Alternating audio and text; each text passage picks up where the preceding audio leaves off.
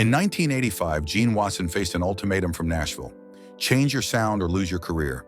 But instead of giving in or giving up, he devised a brilliant plan that not only saved his career, but changed the future of traditional country music. Here's the clever strategy that fooled Nashville's power players and kept pure country alive. The mid-1980s marked a dramatic shift in country music. The urban cowboy movement was fading, and record labels were chasing crossover success with a new pop country sound. Artists like Gary Morris and Earl Thomas Conley were incorporating synthesizers and pop arrangements, while traditional artists were being pushed aside. For Gene Watson, this created a serious problem. His pure country voice, the one that gave us classics like Farewell Party and Love in the Hot Afternoon, wasn't what Nashville wanted anymore. Record executives were clear: either modernize your sound or get left behind. This wasn't just happening to Watson. Fellow traditionalists like John Anderson and Ricky Skaggs were facing similar pressure. Some gave in, others disappeared entirely. The message from Music Row was clear: adapt or die. But Gene Watson saw something nobody else did. While everyone was focused on Nashville's power structure, he recognized a crucial weakness in their strategy, one that would allow him to maintain his traditional sound while building something even more valuable: independence. What made Watson different wasn't just his voice, it was his background. Before music, he worked as an auto body repair specialist. He understood business from the ground up. He knew how to spot opportunities others missed. And most importantly, he knew how to play the long game. What Gene Watson did next wasn't just clever, it was revolutionary. He developed a strategy so effective that it not only saved his career, but created a blueprint that artists still use today. And it all started with understanding something about the music business that Nashville's biggest executives had completely overlooked. What Nashville executives didn't realize was that Gene Watson had something most country artists didn't: a complete understanding of business from the ground up. While other singers were solely focused on music, Watson's years running his own auto body shop had taught him valuable lessons about customer loyalty, independent revenue streams, and most importantly, controlling your own destiny. But his business sense wasn't his only advantage. Watson had spent years building a reputation in Texas honky-tonks, creating a loyal following that would prove invaluable. Unlike many Nashville stars who relied entirely on radio play and label support, Watson had already mastered the art of connecting directly with his audience. This combination, business acumen and grassroots support, gave Watson a unique perspective on the music industry. He saw that Nashville's push toward pop country wasn't just about changing sounds, it was about control. The more artists depended on major labels for their success, the more power those labels had over the music. Watson understood something crucial. While Nashville controlled the national radio waves and major tours, they didn't control the entire market. There were hundreds of venues, thousands of loyal country fans, and countless opportunities that existed outside the mainstream music business. These were the pieces Watson would use to build his independence. His auto repair background had taught him another vital lesson. You don't need to win every customer to have a successful business. You just need to keep the right customers coming back. This thinking would become the foundation of his clever strategy. But perhaps Watson's most significant advantage was his authenticity. Unlike many artists who came to Nashville chasing fame, Watson had already built a successful career in Texas. He didn't need Nashville's approval to know he could draw a crowd. His years of performing in small clubs and dance halls had given him something invaluable: direct feedback from real country music fans. This connection to his audience would prove crucial. While other artists were trying to guess what would please radio programmers and label executives, Watson knew exactly what his fans wanted. He'd been looking them in the eye and singing to them for years. This direct connection would become a cornerstone of his strategy. But understanding the opportunity was only the first step. What Gene Watson did next would not only secure his future, but create a model that would change how independent artists could survive in the music business. His plan was so effective that even Nashville's biggest power players never saw it coming. What Gene Watson devised wasn't just a business strategy, it was a complete reimagining of how a country artist could succeed. Instead of fighting Nashville's push toward pop country head-on, He created a parallel system that would allow him to thrive regardless of which way the mainstream winds were blowing. The first part of his plan was brilliant in its simplicity: create an independent booking and distribution network that didn't rely on Nashville's approval. Watson began systematically building relationships with venue owners across Texas, Oklahoma, and Louisiana. These weren't just business arrangements, they were partnerships. He offered these venues something valuable: consistent crowds and reliable entertainment. But here's where Watson's auto body shop experience really showed its worth. In the repair business, he'd learned that regular customers were worth more than one-time visitors.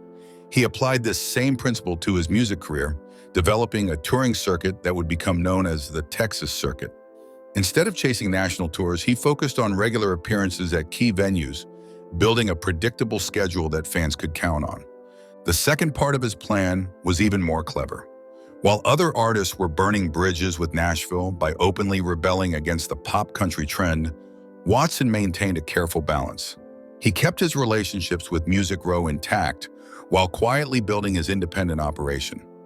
This wasn't just diplomatic, it was strategic. He knew having options would give him leverage. Watson also did something that seemed counterintuitive at the time.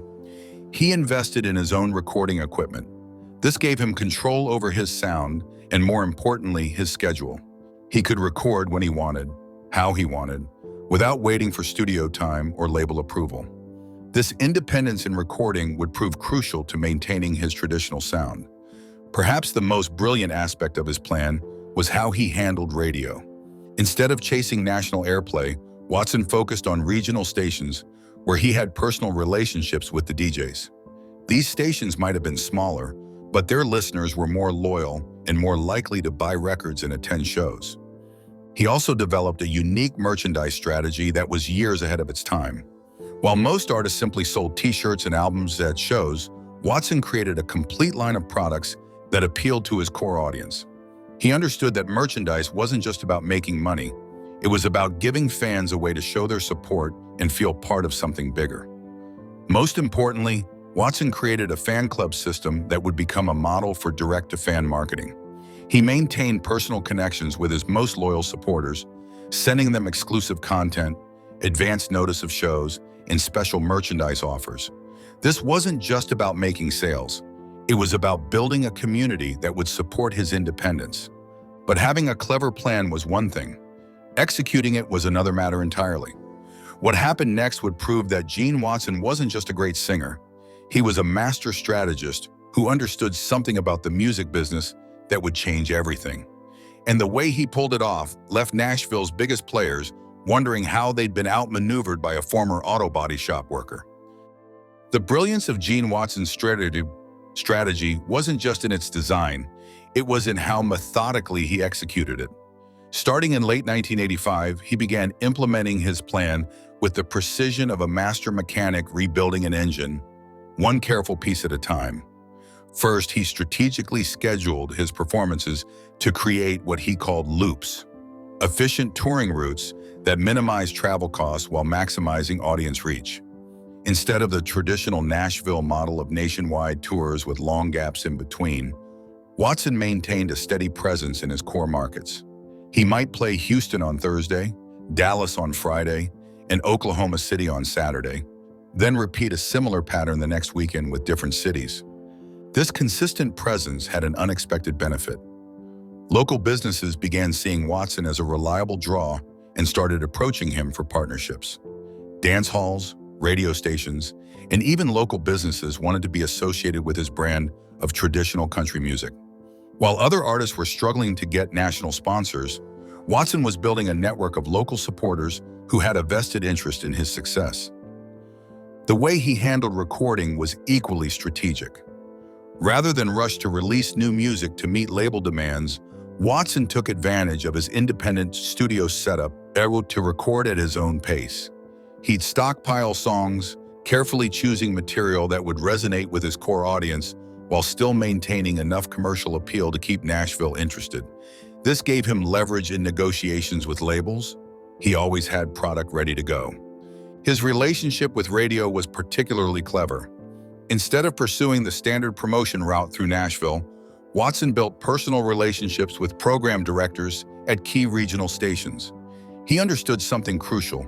In country music, local radio still mattered. He'd often stop by stations during his tours, doing live interviews and meeting listeners. This personal touch made programmers more likely to play his music, even when it didn't fit the trending pop country sound. Watson also mastered the art of timing. He'd release new music when he knew he had the support system in place to promote it properly. Unlike artists who depended entirely on their label's promotional machine, Watson could coordinate releases with his touring schedule, local radio support, and fan club activities. This integrated approach meant his new releases had built-in momentum from day one. But the real genius of Watson's execution wasn't just in how he built his independent empire. It was in how he managed to do it right under Nashville's nose without creating enemies. The results of his strategy would prove so successful that it would change not just his career, but the entire landscape of independent country music. And the numbers don't lie. The success of Gene Watson's strategy became evident almost immediately, but its full impact wouldn't be realized for years to come.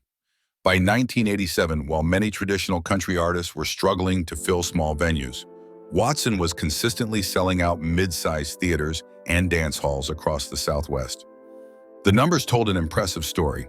While major label artists needed to sell hundreds of thousands of albums to break even, Watson's efficient operation meant he could turn a profit on much smaller numbers. His independent distribution network, combined with direct sales at shows, meant he kept a larger percentage of each sale. During a time when many artists were losing money on tours, Watson's strategic routing system ensured his tours remained profitable. But perhaps the most remarkable result was his ability to maintain artistic integrity without sacrificing commercial success. Between 1985 and 1990, Watson released some of his most traditional-sounding records, including Starting New Memories and Back in the Fire. These albums might not have topped the national charts, but they sold steadily to his loyal fan base, providing a consistent income stream that many pop country artists would have envied. His concert attendance numbers were equally impressive. While other artists saw fluctuating crowds based on radio play, Watson maintained steady attendance figures. His fan club grew to over 10,000 active members, an extraordinary number for an independent artist in the pre-internet era.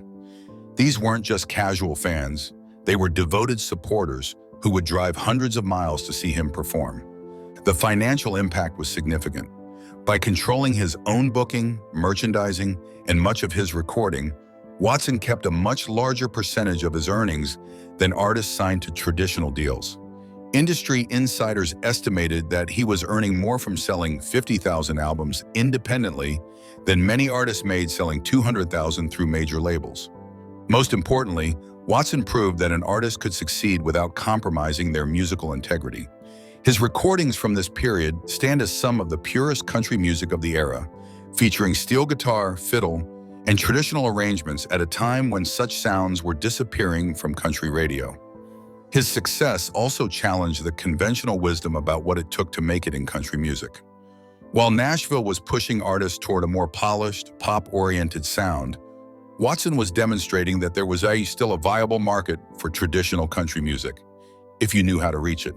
His model showed that an artist could build a sustainable career by focusing on a dedicated audience rather than chasing mainstream trends. The numbers spoke for themselves. By the early 1990s, Watson's independent operation was generating more revenue per show, per album, and per merchandise item than many major label artists. He had effectively created a self-sustaining ecosystem that operated largely independent of Nashville's mainstream music industry. But the true impact of Watson's strategy wouldn't be fully understood until years later, when a new generation of artists began looking for ways to maintain independence from the Nashville system. What Gene Watson had created wasn't just a successful business model, it was a blueprint for artistic freedom that would influence country music for decades to come. Gene Watson's innovative approach to independence didn't just secure his own career, it created a template that would influence generations of country artists to come. Today, his strategy seems almost prophetic, anticipating many of the direct-to-fan approaches that digital technology would later make common. Artists like Aaron Watson, no relation, and Cody Johnson have followed similar paths in the modern era, building sustainable careers through strategic touring, direct fan engagement, and maintaining artistic independence. They've often cited Gene Watson's model as proof that artists can succeed outside the traditional Nashville system. In fact, Cody Johnson's rise from Texas rodeo rider to mainstream success while maintaining creative control bears striking similarities to Watson's blueprint. The Texas red dirt music scene, which has produced artists like Wade Bowen, Randy Rogers Band, and Josh Abbott Band, operates largely on principles similar to what Watson established. These artists have built careers by developing strong regional followings, controlling their own business operations, and maintaining artistic integrity, all key elements of Watson's original strategy. Even mainstream artists have begun adopting elements of Watson's approach. Miranda Lamb's tour and record, still operating largely on the principles he established in the 1980s. His shows regularly sell out, and he maintains a loyal following that many younger artists envy. At age 80, he's still recording pure country music, proving that his strategy wasn't just about survival, it was about building a sustainable, lifelong career. The impact of his model has become even more relevant in the digital age. Streaming platforms and social media have made it easier than ever for artists to connect directly with fans, much like Watson did through his fan club system. Modern country artists like Tyler Childers and Whiskey Myers have used similar regional to national growth strategies, proving that Watson's approach still works in the streaming era. Perhaps most importantly, Watson's legacy shows that staying true to your artistic vision while building a smart business model isn't just possible, it's potentially more profitable than chasing trends. His approach has become a case study in how to maintain artistic integrity while building a sustainable career in the music industry. Gene Watson's clever secret wasn't just about outsmarting Nashville, it was about creating a blueprint for artistic independence that would stand the test of time. As we wrap up this remarkable story, let's look at what today's artists can learn from this country music master's strategic genius. Looking back at Gene Watson's clever strategy, it's clear that what seemed like a risky move in 1985 was actually a masterclass in business innovation and artistic integrity. His success wasn't just about being a great singer, it was about understanding something fundamental about the music business that many artists still struggle with today. The first lesson is perhaps the most important. You don't need everyone to be your fan. You just need the right fans. While Nashville was chasing broader audiences with pop country crossovers, Watson focused on building deeper connections with traditional country lovers. This depth over breadth approach proved more sustainable in the long run. Second, Watson showed that independence doesn't mean isolation. He maintained professional relationships with Nashville, even while building his parallel operation. This diplomatic approach meant he could benefit from mainstream country music's infrastructure when it suited him while never becoming dependent on it. Third, and perhaps most relevant for today's artists, Watson demonstrated that controlling your business doesn't mean sacrificing your art. In fact, his business independence allowed him to make more authentic music, not less. He proved that commercial success and artistic integrity aren't mutually exclusive. They can actually reinforce each other. If you enjoyed this deep dive into country music history, make sure to subscribe to Southern Sound for more untold stories about the legends who shape country music. Hit that like button if you want to see more videos about artists who changed the business of country music. And don't forget to check out our video about another country music rebel, Merle Haggard's battle with the Nashville establishment.